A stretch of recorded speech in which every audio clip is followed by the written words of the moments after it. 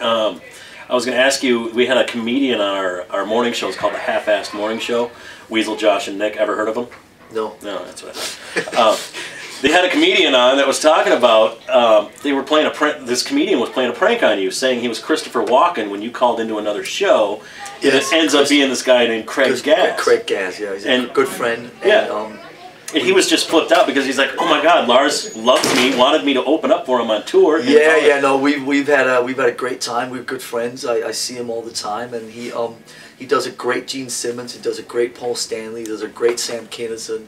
He does a great Chris Walken. I mean, he's an absolute genius when it comes to these voices. Yeah. He can trick anybody, and I got a pretty good BS detector, and I fell for it. I was calling a station in St. Louis, and it was literally like I thought I was talking to Gene Simmons in the studio. I mean, it was really fun. If you haven't heard it, he's impersonating Gene Simmons and says that the new Metallica record sounds a lot like Beth from Kiss. Yeah, that was really fun. Yeah. One thing I heard over the last couple of days, I've been doing some research for the interview. You guys got to interview Alice in Chains over this. Yes, we did. Yeah, they asked if we would. I mean, obviously, Alice in Chains have been our bros for years, and we've been very close with them through the making of this new record. And you know, they asked if we would sit down and kind of interview them for kind of like, what's it called, radio. Like a premiere network thing or something. Network radio or something. Sure. So we sat down and did that, and it was cool to just get a chance to ask them some questions that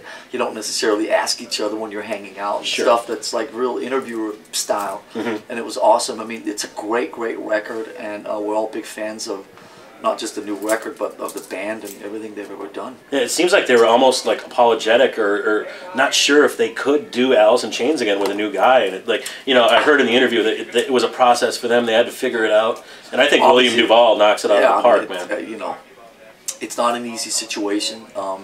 Everybody deals with these types of losses differently.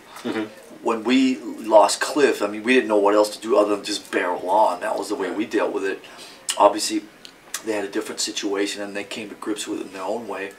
But we've been very supportive of them over the years, and they've been supportive of us. And so when they asked us if we would sit down and chat to them, we did it. It was great. I don't want to keep it too much longer. A couple silly questions. Sure. If, God forbid, you weren't able to drum for Metallica, who would you want to have drumming for Metallica? And I'm not wishing this. I'm just saying, who's a drummer you'd admire enough to have, you know, take over for you?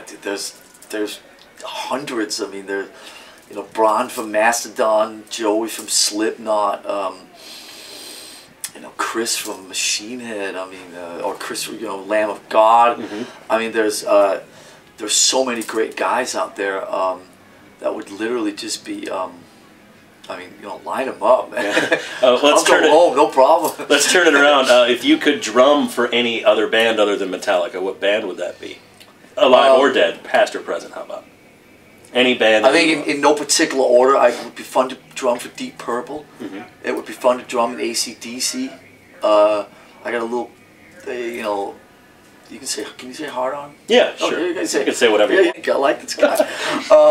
I've always had a little bit of a hard on for Oasis. I would love to play a couple Oasis songs, even though there are no more. But you know, so you got things what about like the Cult?